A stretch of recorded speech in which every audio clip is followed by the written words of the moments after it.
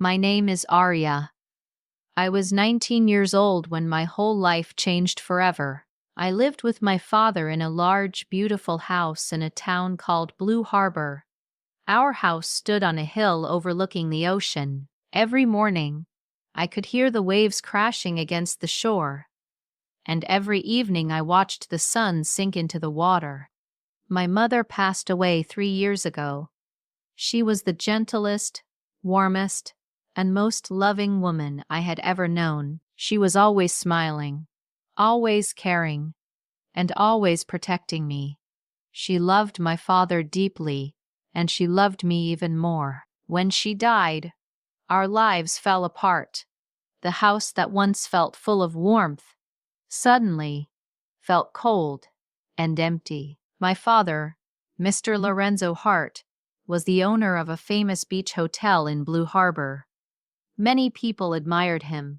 He was hardworking, polite, and respected in the community. But after my mother's death, I could see sadness in his eyes every single night.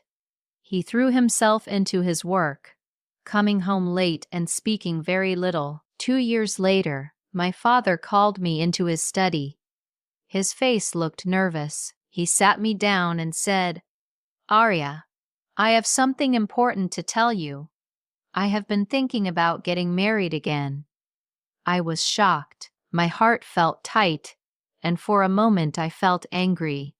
How could he think of another woman when my mother was gone? But then I saw how lonely he looked.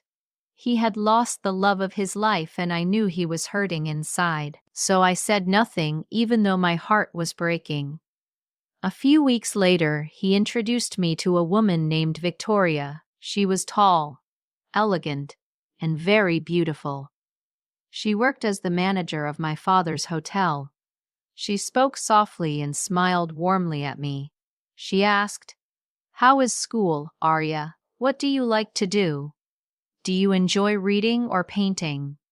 For a moment, I thought maybe she was kind. Maybe she could help my father feel happy again. After several months, my father married her. Their wedding was small but lovely, held near the beach at sunset. Everyone congratulated my father and said he was lucky to have such a wonderful wife. At first, Victoria acted like a perfect stepmother. She cooked delicious meals, asked about my day, and even bought me beautiful dresses. When my father was home, she treated me with love. But when my father left for the hotel, everything changed.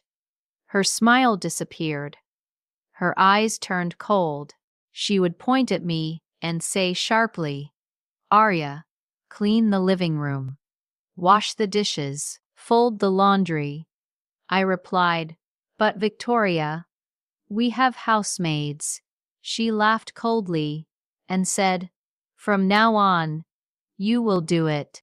You are not a princess here." I felt humiliated and heartbroken. In my own home, I felt like a servant. Every evening when my father returned, Victoria acted sweet again. She hugged me in front of him and pretended to care. My father believed her completely. At night, I cried alone in my room. I missed my mother terribly. Many times I wanted to tell my father the truth, but I was afraid. He looked happier with Victoria, and I did not want to break his heart again. Then things began to go wrong. My father's hotel business started losing money. Important files went missing. Secret financial information was leaking to rival hotels. My father became stressed and sleepless. One night I heard Victoria talking loudly on the phone in her room. She said, "Yes, I sent all the documents. Soon the hotel will belong to us. He trusts me completely. He has no idea what I am doing." My heart began to pound. She was betraying my father. The next day, I secretly followed her to a small cafe near the beach. She met a man there. I hid behind a wall and listened carefully. The man said, "Good job, Victoria. Soon we will ruin Lorenzo's hotel and take his money. Victoria smiled and replied, after his wife died, he was weak and desperate. He never knew that I poisoned her, and soon I will poison him too. I felt dizzy.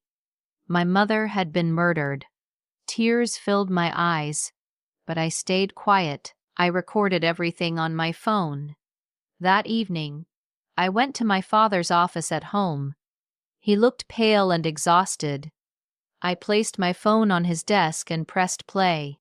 As he listened, his face turned white. His hands trembled.